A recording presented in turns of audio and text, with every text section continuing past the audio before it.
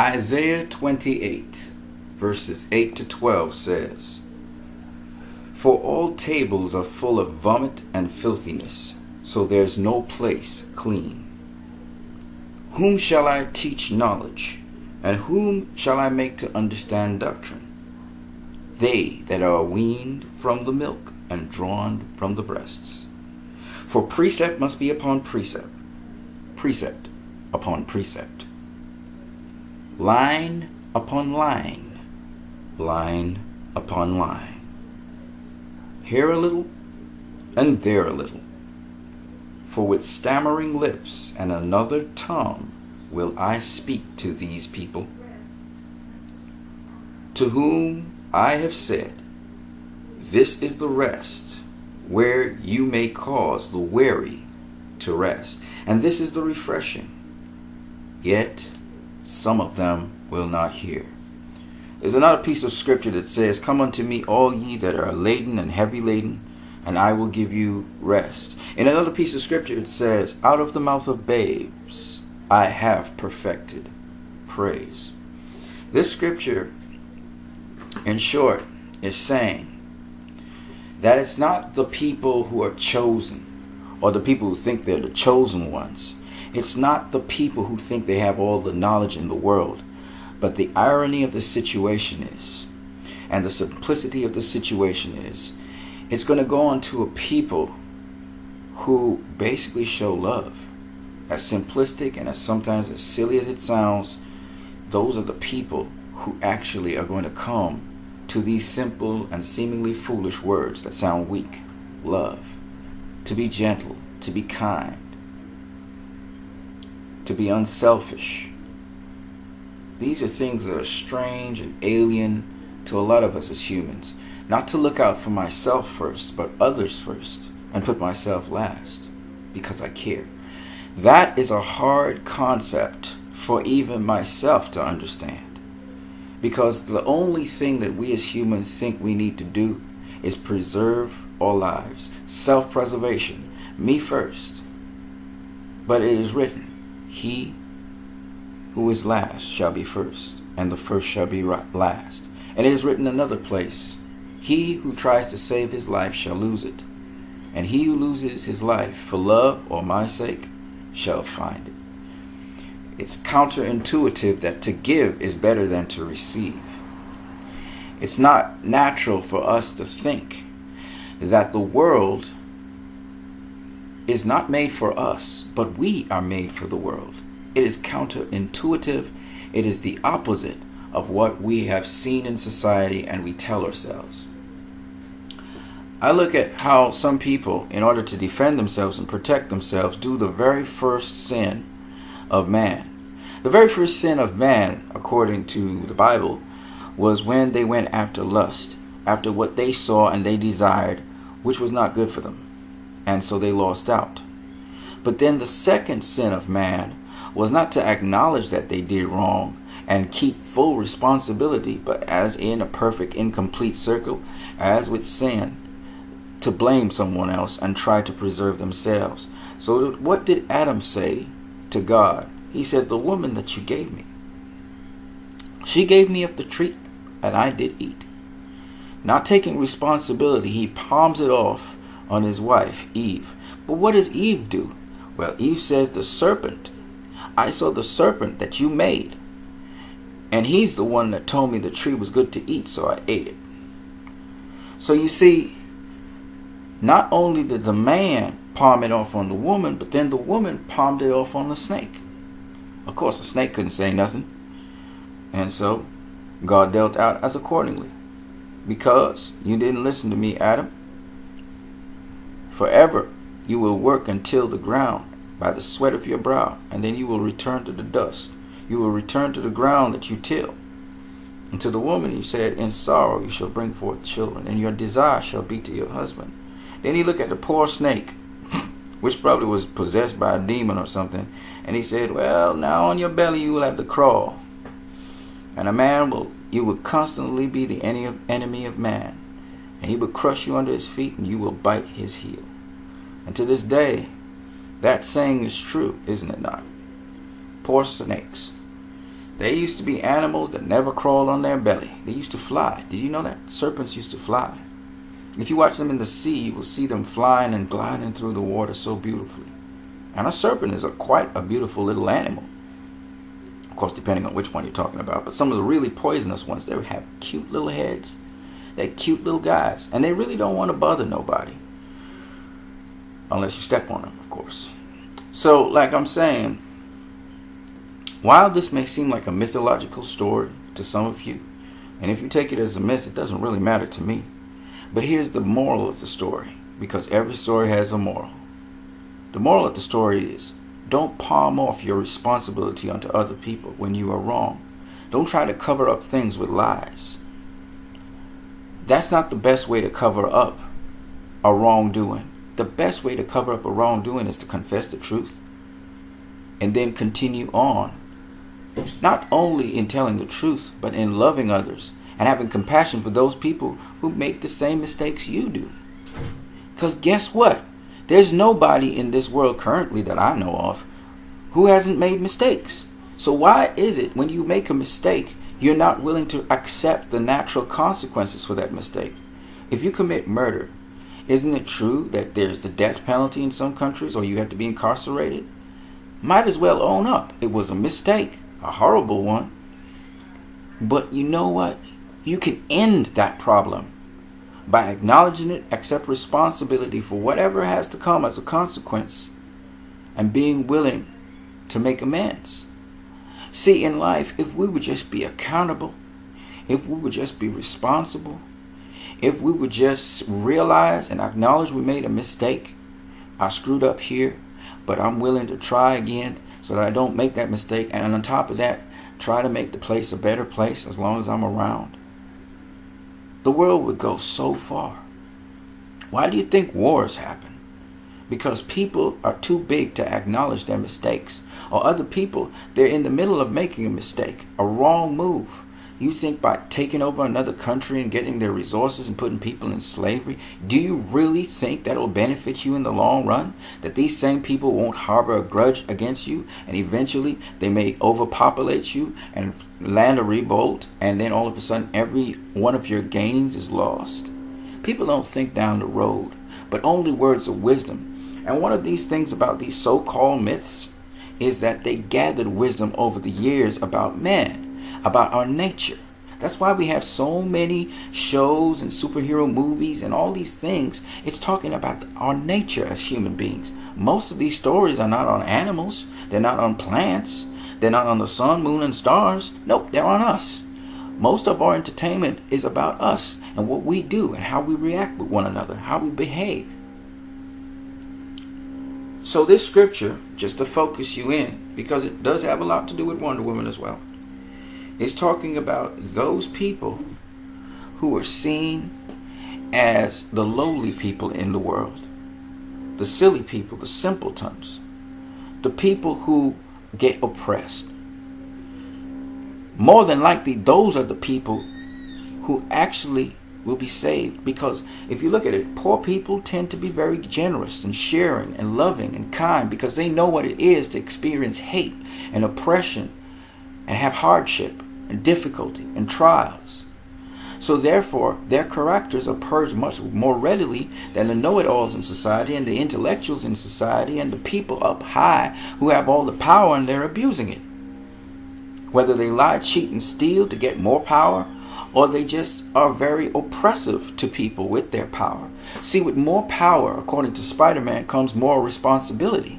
In other words, if you have more power and influence, it means you should be more loving, more kind, more generous. You should be someone who can help more people.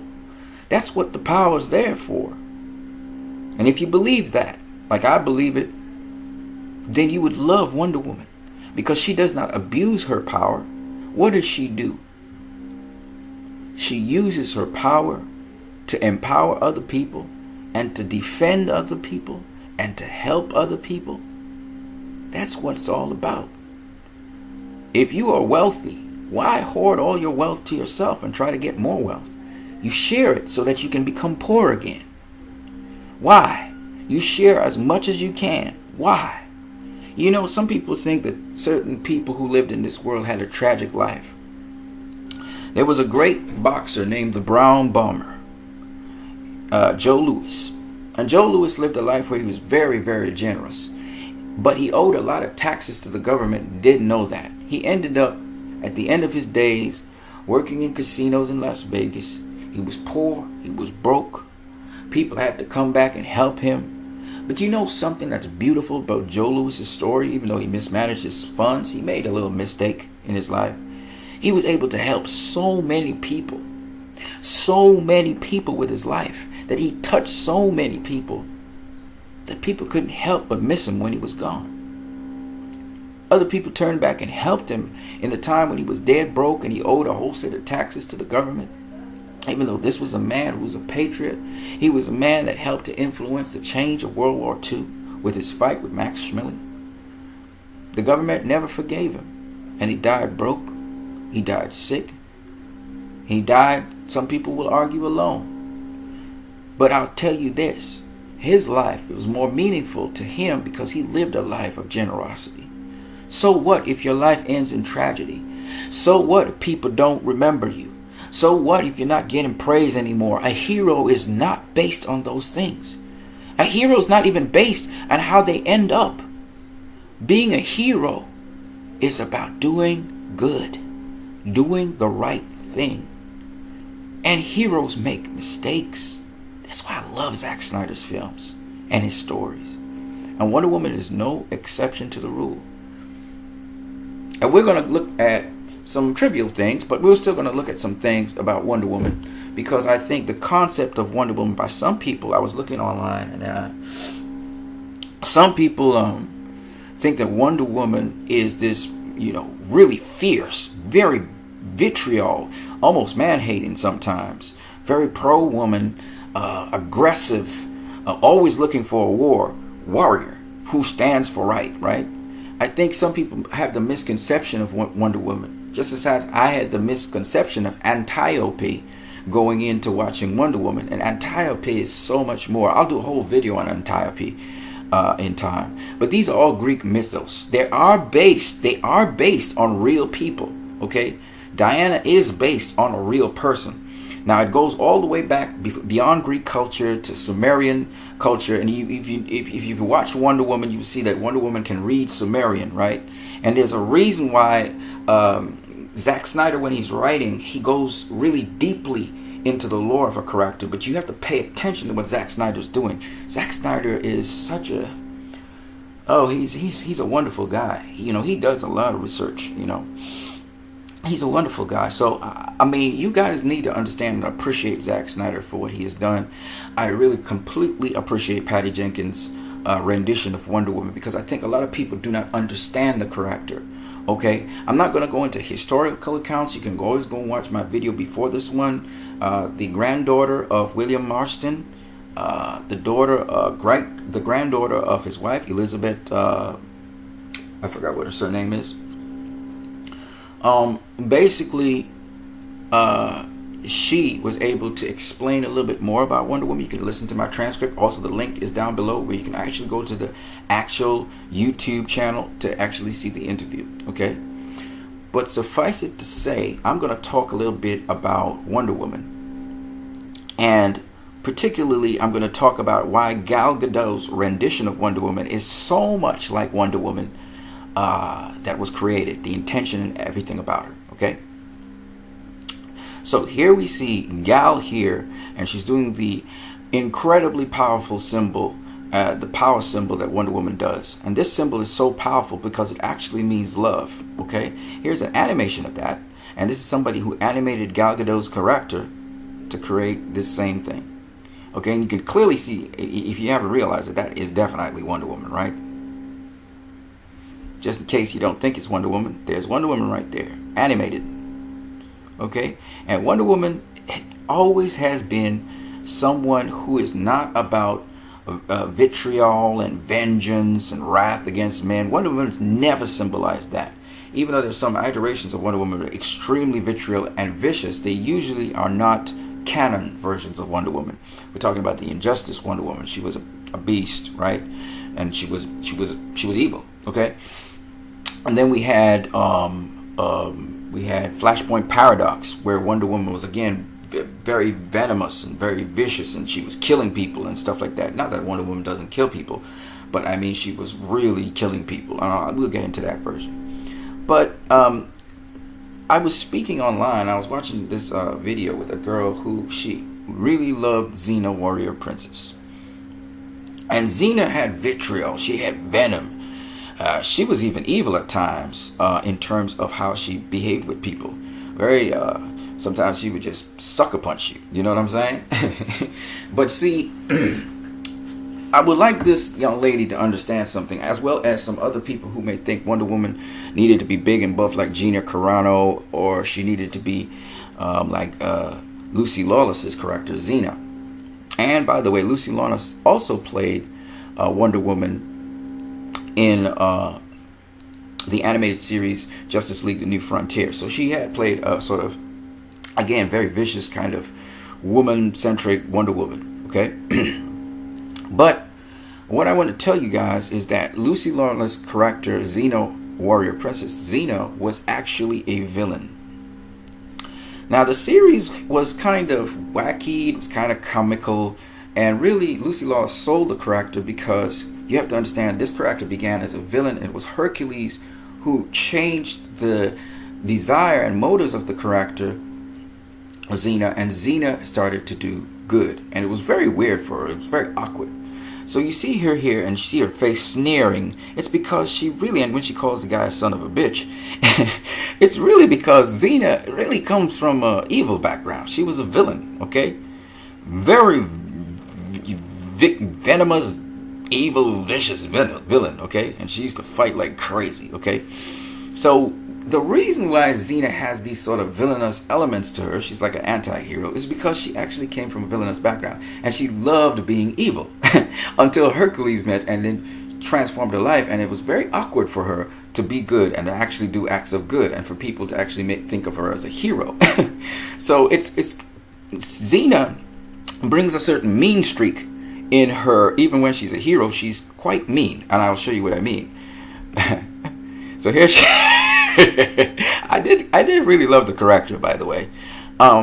Here she is, and she's in glee because she's about to attack and kill someone, okay? And she actually relishes that because she still had that evil streak, that mean streak in her, even when she was a good guy. And that's what was appealing to everyone. The movie was kind of wacky though. Here she is just sucker punching this dude.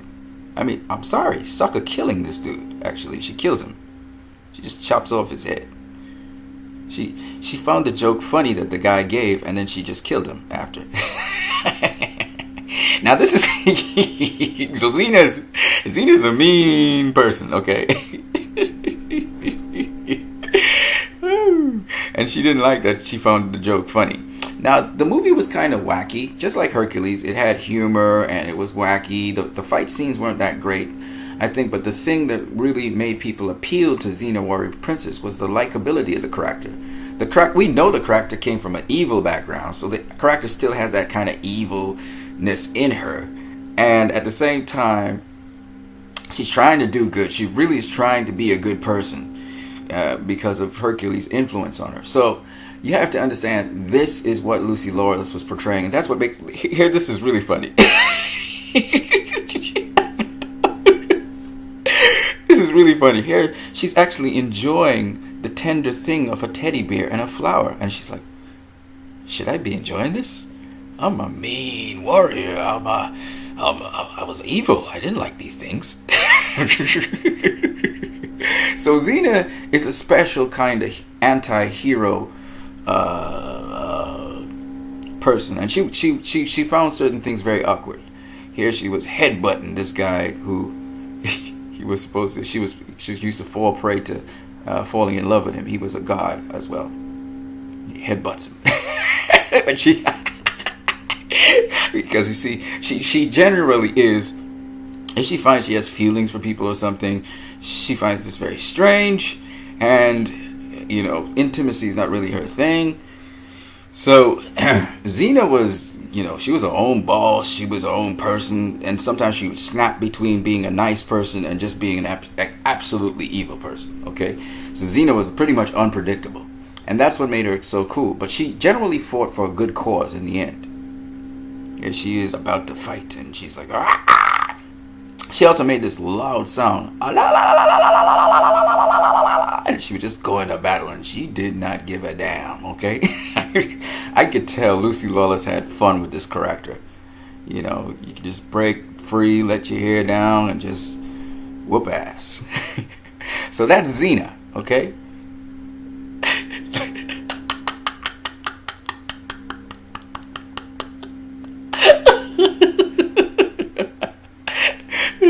That was.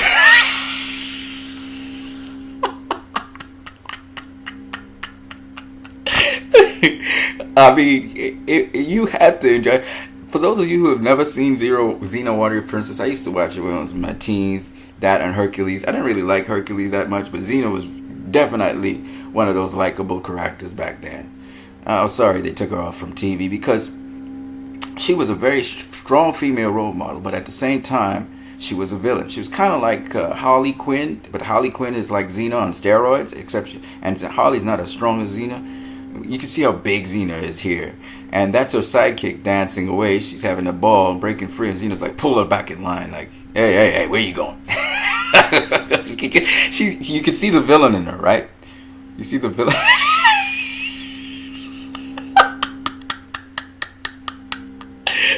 She's like a boss. She's like a mafioso. I like her. I like her a lot. Here, Xena runs away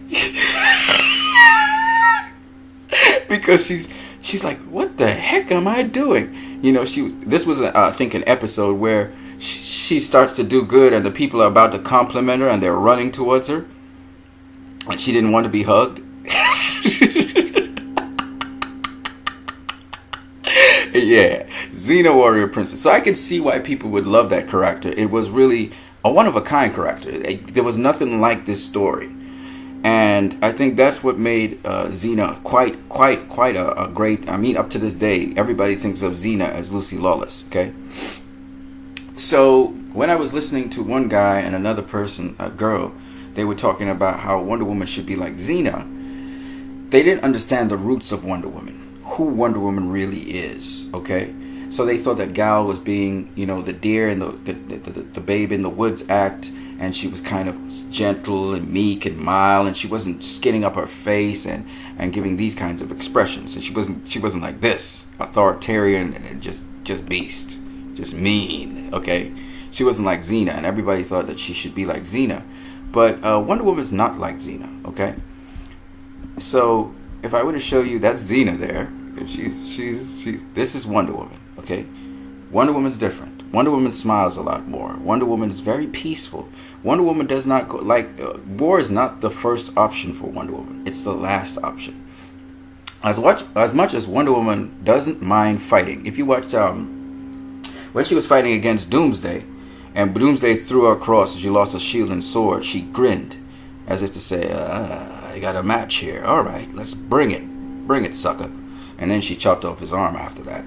That's Wonder Woman. Wonder Woman doesn't have a problem fighting because Wonder Woman is one of the greatest warriors of all time. Okay? She inherited it from the movie from her aunt, Antiope. Antiope trained her to be the best warrior. She could take on, in a 1-to-1 battle or a 7-to-1 battle, Wonder Woman will beat everybody's ass. Okay? She's just built to fight. She's been reared to fight. She's been bred to fight. Fighting, she doesn't have to think to know how to fight, okay? Now, Xena wasn't exactly just a fighter, okay? Xena was more brute strength, and just like the barbarians, she was more of a barbarian, even though she had the Greek-dressed uniform, right? And in the television series, she sold it on her facial expressions, Lucy Lawless, and brute force and stuff, but it was still kind of wacky how everything was. Wonder Woman, if you watch Wonder Woman fight, let me show you what Wonder Woman looks like fighting, because it's a whole different kettle of fish when you see Wonder Woman. So here's Lucy Lawless in this wacky scene with a pot and a pan, and she's beating everybody with swords and stuff up. You can see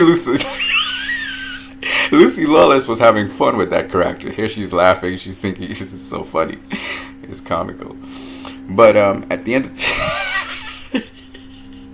at the end of the day, she still showed that brute strength and brute force, and that's what I think sold it to the little kids and the people who saw it. It was like, wow, because little girls, they didn't have a role model like that. They didn't have any tough women out there.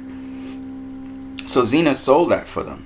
Oh, I could beat people up too. I could even beat up little boys. Now here's Xena eating pizza. Now there's no pizza back in those days, and they know Lucy Lawless knows this is a spoof. She knows this is funny, and you can see her smiling at the end of it. But the beautiful thing about this is that you're talking about a film that had comedy, it had humor, it had adventure. Okay, and so she was very entertaining. Now, so when people think of Wonder Woman, they think of this kind of character here. Alright? They think of this beast. Wonder Woman here, this is in Flashpoint Paradox Wonder Woman. This is the new 52 Wonder Woman on steroids. And this new 52 Wonder Woman, she's fighting Aquaman. Eventually, she kills Aquaman. She kills him. Okay? Here she is chopping, giving him the death blow. And you can see the blood coming out of Aquaman's back. Okay, she eventually beats his tail, and it's a very brutal film in which she also kills Billy, who changes into Shazam. So, I mean, there's a lot of killing in this. And even Bruce Wayne, he ends up killing Reverse Flash, shoots him dead, uses guns and stuff. This is very brutal, but this is not canon. This is an alternative reality. Okay, Flashpoint Paradox. Okay, but Wonder Woman generally is not a brute. Here she is in Young Justice.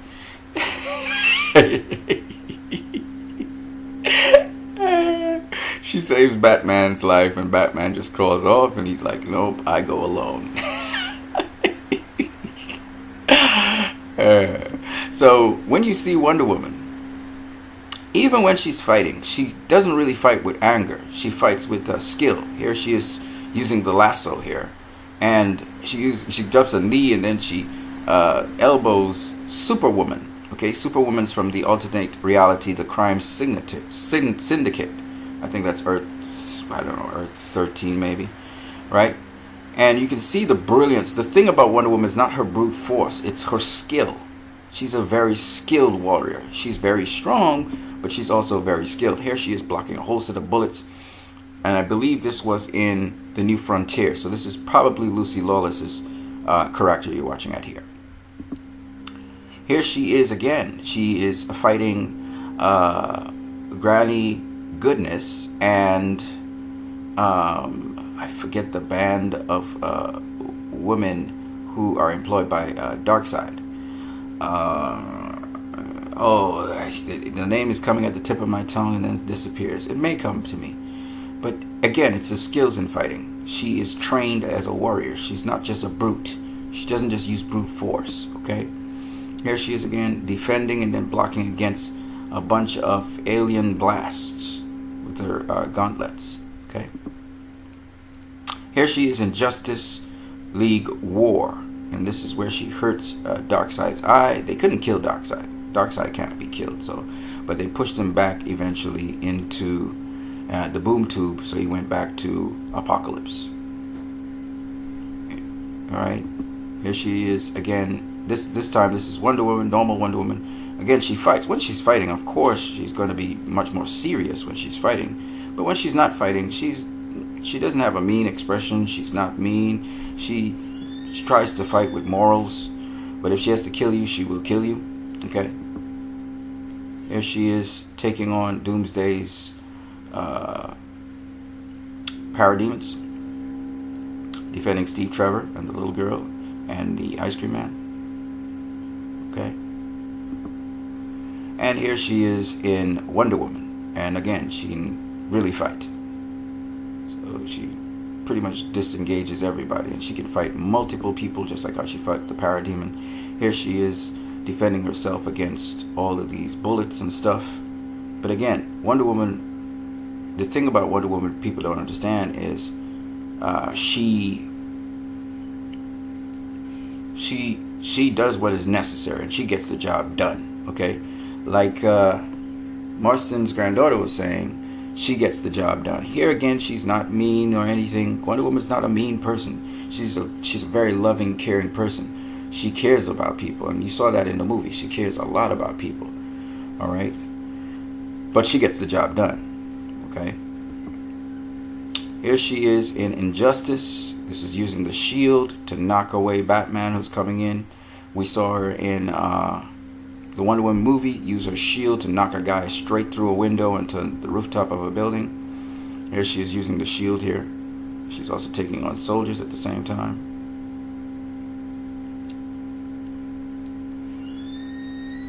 Okay. And for those people who think Wonder Woman can't fly, she can levitate some, she can glide on air, and she can fly some. Okay? It's not that she can't fly. Here she's levitating up into the air. This was at the end, after she had beaten Ares. She was still floating in the air. Okay, so Wonder Woman can fly, but not the same way how Superman can fly. She basically glides on air, so she can do that. And like Ares, she can float up in the air. Okay, but it's not something she does all the time. Like it's not something she can easily do. Like, okay, for instance, people may ask, well, how did Wonder Woman get to Doomsday? How did she get to Doomsday? Remember, she put on a suit. Now, this is another thing I want people to understand. I'm glad I'm doing this video. The other thing I want people to understand is not that when Wonder Woman said, I walked away from mankind and a nation of horrors, she wasn't saying that she wasn't Wonder Woman anymore and she didn't intervene in things and she didn't do stuff. What she really meant was that she went underground. So she would do things, but people wouldn't know it's her. You understand? So, because, why do I know this? Because how come she had her suit on hand to put it on when she left the airplane? That means she had that suit with her everywhere she went, which means that she would be Wonder Woman at certain points in time, do things, but she wouldn't let people know it's her. You understand? So I think she worked underground for that 100 years. So when she said she walked away from mankind, I think she meant she never declared to the world that she was Wonder Woman plainly. You remember when she went up on that battlefield, she just stepped into the thing and she was just Wonder Woman, right? She didn't just do it overtly. It seems as though she was doing undercover. Where there's a need, she would step up and do what she had to do, but nobody would know it was her, you know?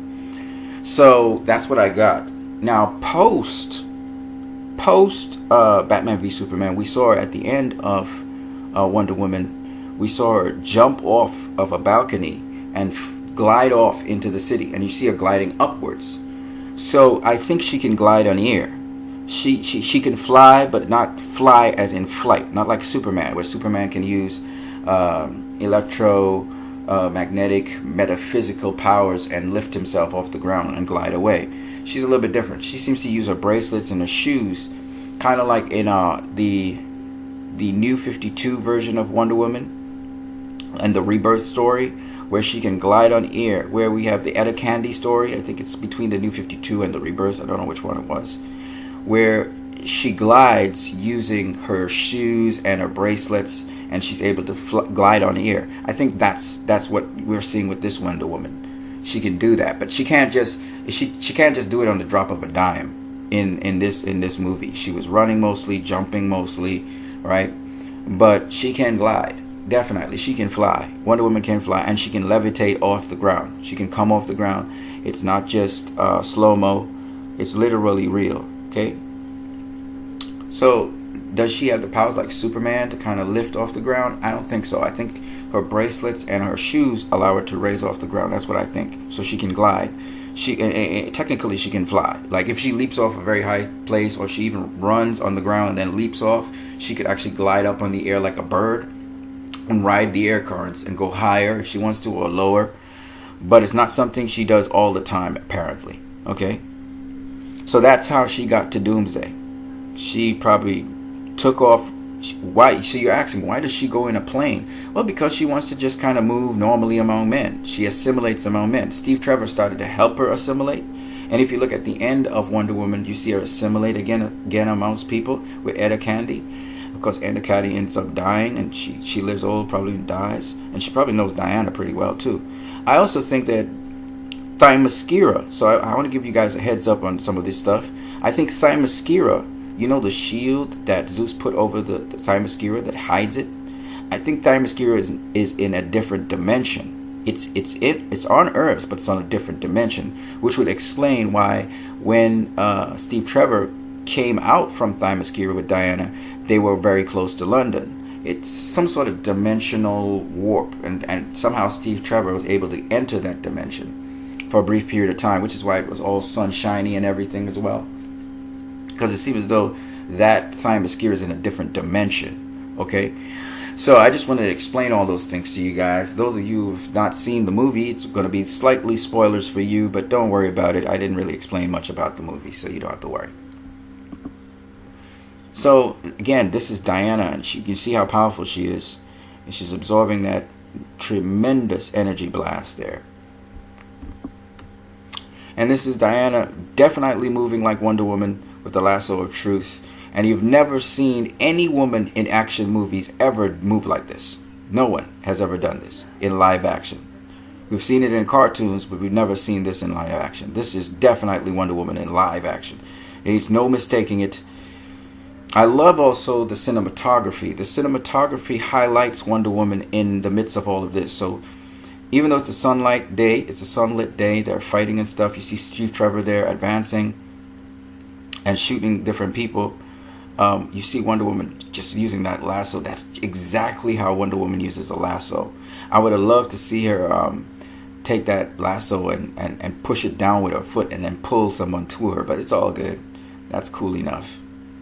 That's definitely Wonder Woman up in there, and that just looks so sick. You know, I could watch this all day. The action scenes were really awesome.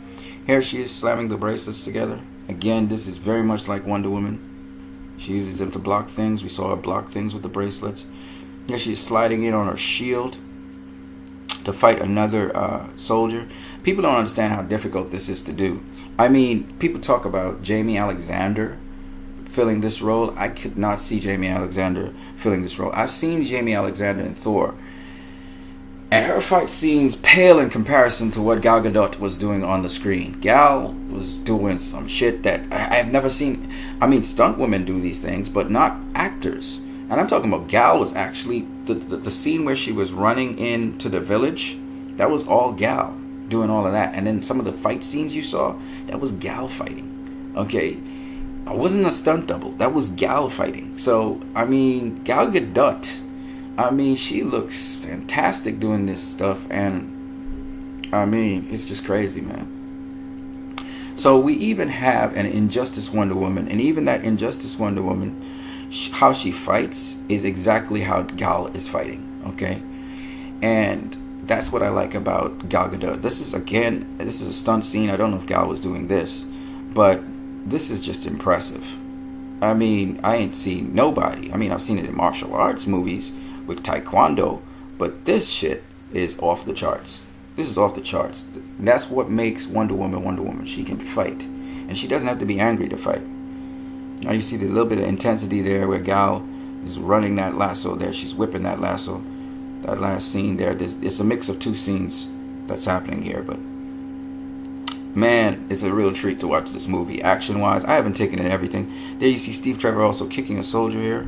If you look in the corner here, Steve Trevor's kicking a guy here. And you see Gal working that lasso. She's going to work it on the other guy too. The other guy's bringing his gun. He just fired a gun at her. And there's the other soldiers running in the background there. It's really, I got to take in this movie again because there's so much I've missed. But boy, she's a beast. She is a beast. And Gal really brings life to the character in ways that I didn't expect, you know. Like the girl, I thought Gina Carano would have been a perfect match for Wonder Woman. But after seeing Gal do it, forget about it. Forget about it. Alright. The other thing I just wanted to highlight is, if you look at Gal here running through all of this firepower and explosions and stuff, all of which are not CG. Everything here is real that you're watching her run through. This is actually behind the scenes footage.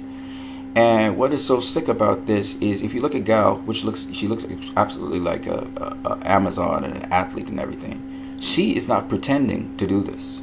And you have to understand she's running through in very, very cold weather as well. Now, what I was talking about I was trying to explain to the other lady was that Gal has an intensity that you can't fake. All right, I've seen the other what's her name, Paliki. She when she was going to do the Wonder Woman pilot, you would see her grimacing, her face kind of made up because it looked like she not used to running so hard. Gal here looks so intense and so ripped. Okay, you can see all her musculature here, She looks so freaking ripped right now as she's running. And that's because she ain't faking nothing. She really put in the training to do this. You can even see her. You can see a definition of her muscles here. She's literally pushing herself to the limit, running through this debris as it blows up all over around her. And she pushing it, man. I mean, this is so. This scene right here is so intense. It's not funny, okay? And it's not about sprinting. She's really trying to get into position as quickly as she can to offset all of that artillery that's coming towards her way, you know? So I really like this. I've never seen any woman so intense. The intensity in her face. And it's an intensity where, like a sprinter, if you've watched sprinters or runners or people who are really very intense, they're not wasting energy trying to grimace and all that stuff. They're just trying to power through a situation, and that's exactly what I see there with her expression. And I think this is what I think of when I think of Wonder Woman. No overselling, no overacting. Like here, Lucy Lawless is, she's overacting. Let me show you her again. This is overacting, right? But then it's supposed to be overacting because she wasn't a good person. She was a bad person. So the face goes into a sneer. Here, she's trying to say something, right? She really does look intense there. But that intensity is cool, but this is a whole other level of intensity. This is a person really actually going through obstacles, and you feel it. You feel like the element of danger with this person. You don't feel it with Lucy Lawless because Lucy Lawless looks like, she could beat up everybody on the screen, but so what? And then the characters on the screen never really were a threat to Lucy Lawless's character. I never saw any of them actually that were. So, for those people who like Xena Warrior Princess, I just want to put it into context. I did too. I dug the show. Put it into context that the show wasn't to be taken seriously, first of all. Not that seriously. Not like this movie. This movie had a whole other level of realism in it. And two, Lucy Lawless's Xena didn't share the same values as Wonder Woman does. Lucy Lawless's Xena loves to fight. Okay, she would cause a war without even though there's no need to cause a war, she will cause a war, right? Wonder Woman's not the same. The essential Wonder Woman strives for peace. But if she has to fight and she has to kill you, she will do it. And she's very good at doing what she does. She's very efficient. She gets the job done. She's very slick. She's a very skilled warrior. And that's the sense you get with Wonder Woman. When she just blows through the warehouse scene and beats up everybody, So, this is Wonder Woman. And I hope this clarifies a lot of things in terms of her flight, in terms of who she is, because I think a lot of people get the wrong perception and they don't understand the lore. They never really read the comics. And some of them have read the comics, but they think, Wonder Woman's this highly aggressive, always loves to fight character. That's not what it is. She relishes a battle. She has no problem. She has valor and everything. She relishes a battle. But she's not really about fighting first. She's a protector like Superman. Superman is probably... Okay, let me just put it to you this way. Superman's the least likely to want to fight. Batman is next, and Wonder Woman is last. Wonder Woman's the one that will quickest fight. Okay, she's probably the one that will quickest kill as well. She'll quicker kill than Batman or Superman. Batman is about brutality, however. So Batman will brutalize you. He may keep you alive, and barely alive even, but he will brutalize you. Superman is not about brutality. He's not about killing. He does not like to kill.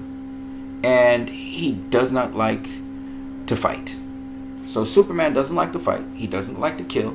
But if he has to fight, if he has to kill, well, he personally doesn't like to kill. So he that's his last option. He'll kill you if you're an extreme threat to the world, right? So Superman's the least likely to get into a battle. Batman is next likely to get into a battle. He's second least likely. But if he does get into a battle, he's not really looking to kill you. He's looking to hurt you really, really bad. So you'll remember him. And he looks to put fear into you. Wonder Woman, she is the most likely to kill among the three. And she will do whatever it takes. And she's very decisive. And she's very quick thinking. And she does what she believes is right for the situation. And she does not really change her mind very often. So once she commits to something, that's it. She's going to get it done. You know what I'm saying? But she hates injustice. She is all about equity. And like Marston's granddaughter said, she's about equity across the board. It doesn't matter if you're a man or woman. So she's a feminist icon, yes, but she's more than that. She's also about equality in terms of people living together and how they're treated, and racial equality and every single kind of equality you can call, right? She's about peace. So Wonder Woman doesn't just fight for no reason. She's going to defend those who cannot defend themselves, as the movie said. That's what she's about. And she does not think twice to do what she has to do. So you will see that in the movie. When she sets her mind to something, she's going at it. And so that's Wonder Woman. That's what makes her so great. If you look at this picture, you see her with this is again highly shielded boots. See, this is highly shielded boots, so it's bulletproof. You can shoot at her feet how much you want. You're not going to damage nothing. You can shoot at her chest all you want. Nothing's going to happen there. You can shoot at her hands. Nothing's going to happen there. The tiara. Nothing's going to happen. Shield. Nothing. All right. Now the only places you can hurt her are probably in the loins here. All where her skin is, you can hurt her.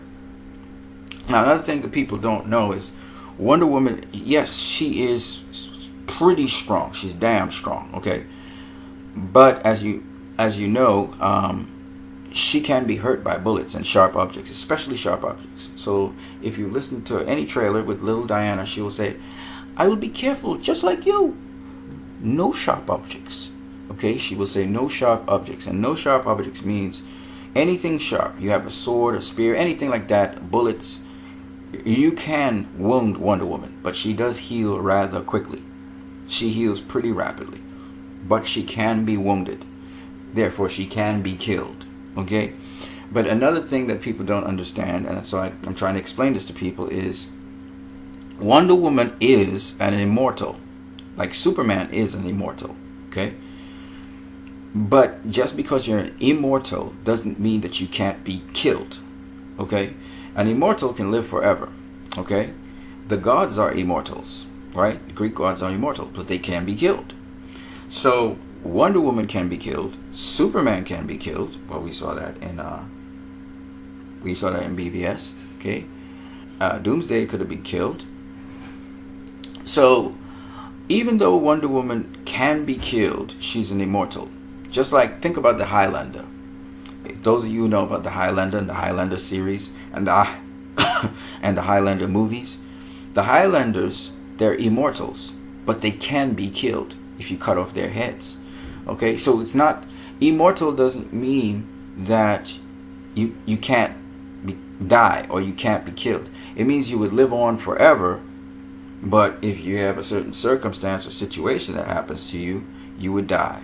Okay, Superman can die if you put him in front of, expose him a lot to kryptonite, and you kill him with something that's kryptonite, or Kryptonian kills him. A god can kill another god, as we will learn in time.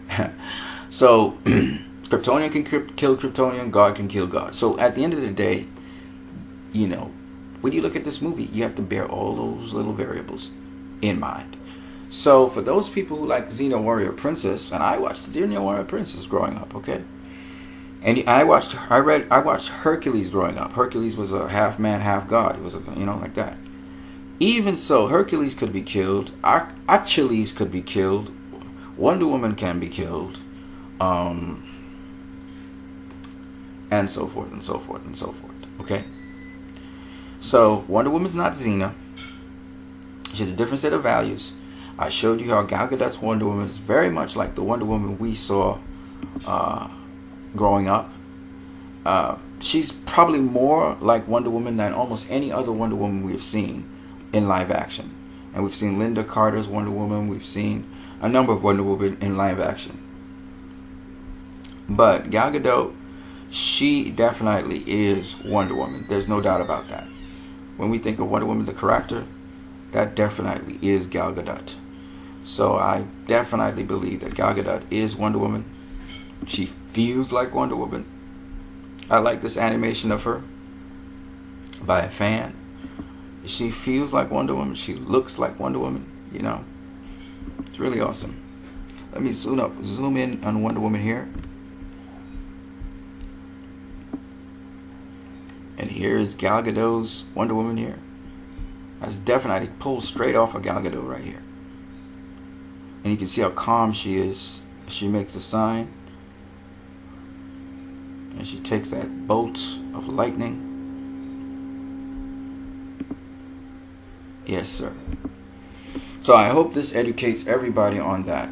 Now I'm going to do another video on something else. So stay tuned.